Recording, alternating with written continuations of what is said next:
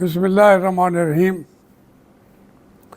YouTube के ऊपर आप सबको खुश आमदीद कहता हूँ। मैं तमाम कौम के बच्चों को बच्चियों को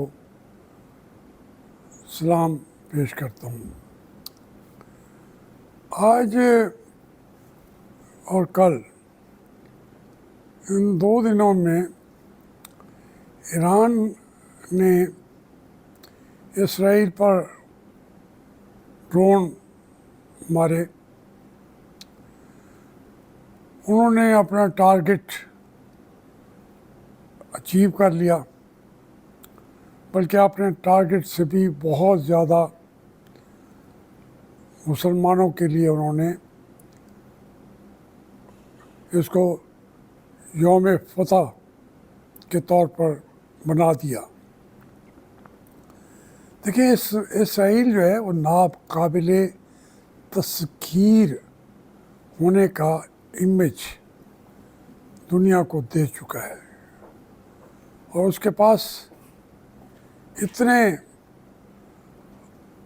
असला है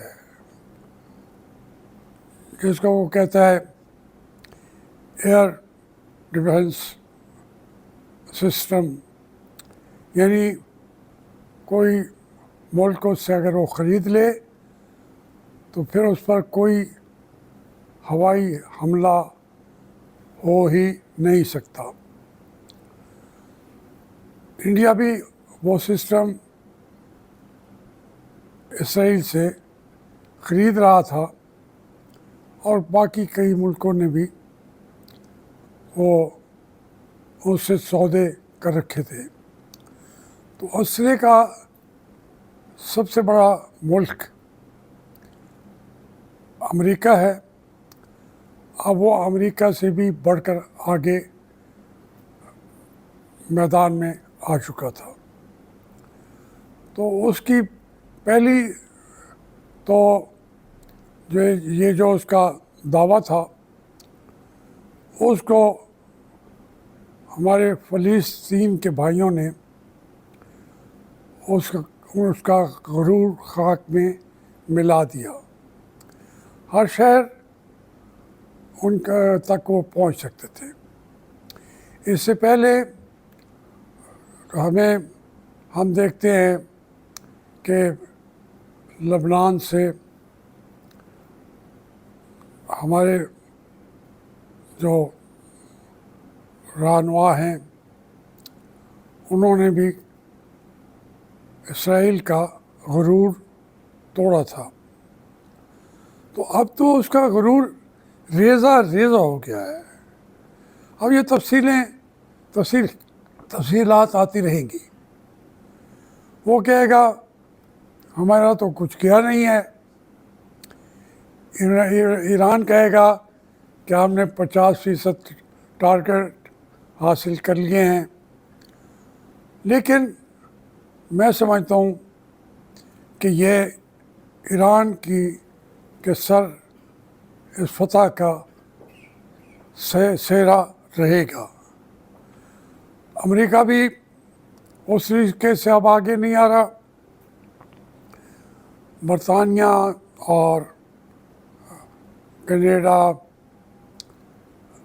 उससे ज़्यादा फ्रांस और बरतानिया और ये तो 2-3 मुल्क वो वहाँ आ चुके हैं। अमेरिका भी अपने ये दावत से कह रहा है कि हमने उनको अपने असला दिया हुआ था, उसकी वजह से उसकी बचत हो गई है। लेकिन ये बुनियादी इशू तो ये है ही नहीं। और बुनियादी इशू तो ये है कि अरसा दराज से, यानी 1948 के बाद इसराइल मुसलमानों के सीने में खंजर की तरह घायल कर रहा था, हमारे जिस्म को, हमारी रूह को भी। तो ये एक बदलता हुआ दौर आ रहा है। मैं तो एक तालिब इल्म की हैसियत से इसका बाकायदा मेरी तकारीर है विकीपीडिया के ऊपर भी मौजूद हैं। 1947 की 1987 की असम्बली के अंदर, पार्लियामेंट के अंदर मेरी की हुई तकरीरें विकीपीडिया पे भी मैं उसके उन्होंने रिकॉर्ड पे रखी हुई हैं, जिसमें मैंने यही कहा था कि तब्दीलियाँ क्या होंगी। और आज जो जिस तब्दीली का मैं ज़िक्र बार बार कर रहा हूँ और उसका रियलाइजेशन अमेरिका को भी हो चुकी है। और वो मैंने तो बल्कि ये आपका ये एक वो होता है मेरा ख्वाब, बात तो ख्वाब की थी लेकिन हकीकत में मैंने कहा था कि अब चीन और तमाम मुसलमान ममालिक एक तरफ में होंगे, जनूबी अमेरिका भी इनके साथ होगा। अब ब्राज़ील कहाँ है? ब्राज़ील तो जनूबी अमेरिका में है। क्यूबा कहाँ है? वो सारे के सारे जो हैं इस के अंदर मैंने कहा इकट्ठे हो जाएंगे। अब उसके बाद में कह थोड़ा सा बाद रूस भी इसी ब्लॉक का हिस्सा बन जाएगा। अब देखिए वो सारी चीज़ें आ रही हैं।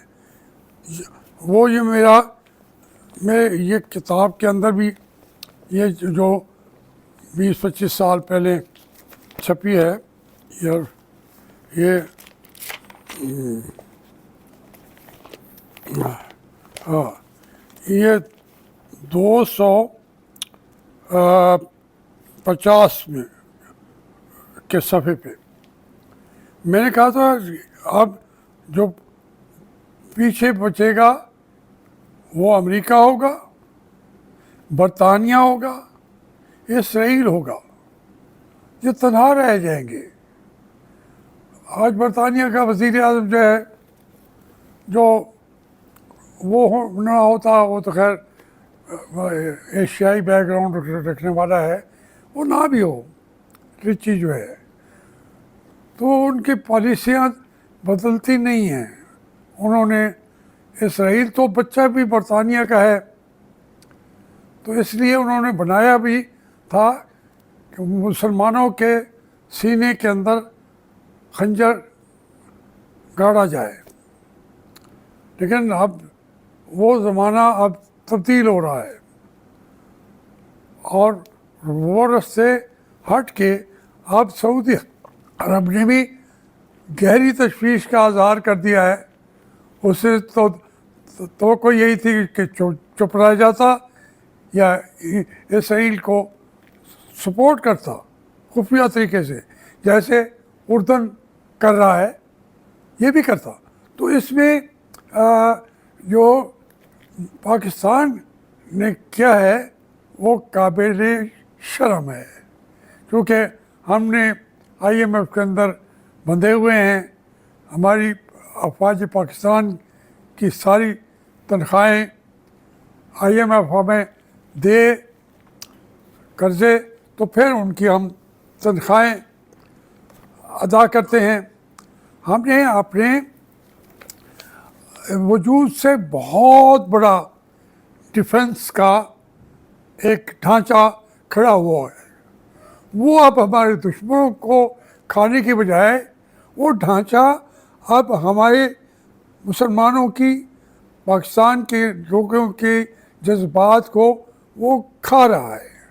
अब हमारे जज्बात हैं कि हमें ईरान का साथ देना चाहिए था। आज इस के ऊपर रेफरेंडम करा लें, पूछ लें कौम को, और ये कह रहे हैं जी हमें तशवीश है। सऊदी अरब से भी कम अपना इजहार करना उस वक्त जब एक हक व बातिल की जंग शुरू हो चुकी है। और ये कुछ भी करें, ये हमारे फौजी की क़यादत, ये वक्त भी बदल जाएगा। मैंने ऐसे नहीं कहा था आज से 40 साल पहले अपनी असम्बली के अंदर, जो विकीपीडिया पे मौजूद है, कि ये आने वाला दौर पाकिस्तान का है।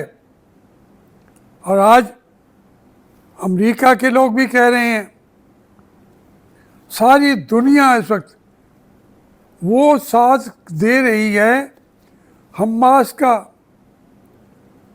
गजा वालों का, उनको दबाए, उनको उनका कीमा कीमा कर रहे हैं। वो किसी को तकलीफ भी नहीं हुई। तकलीफ अगर किसी ने महसूस किया है तो वो ईरान है।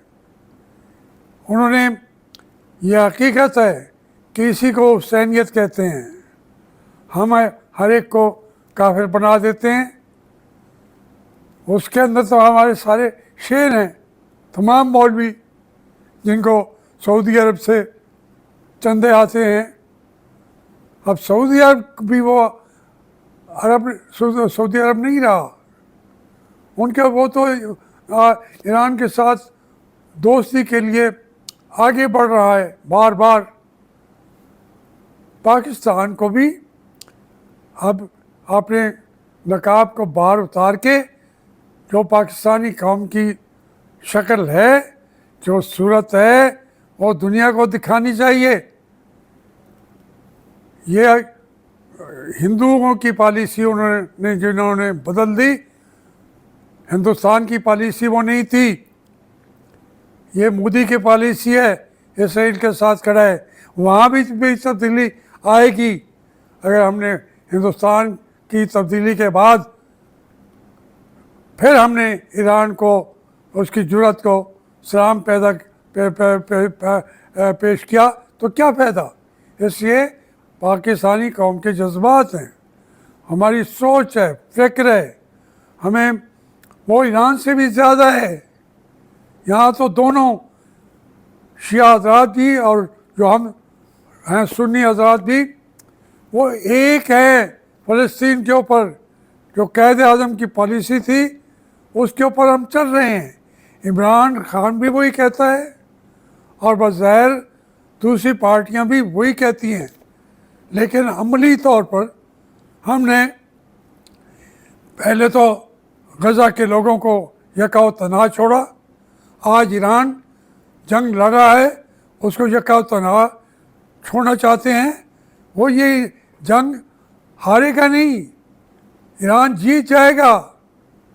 लेकिन हमारी जो ये क़यादतें हैं, हमारे कायदीन कौन है?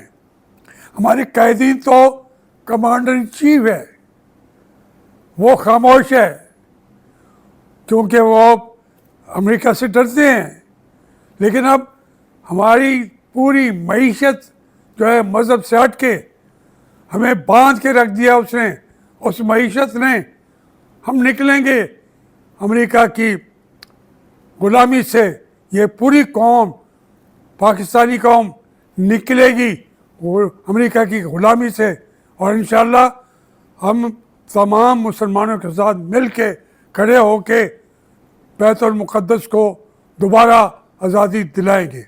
मेहरबानी।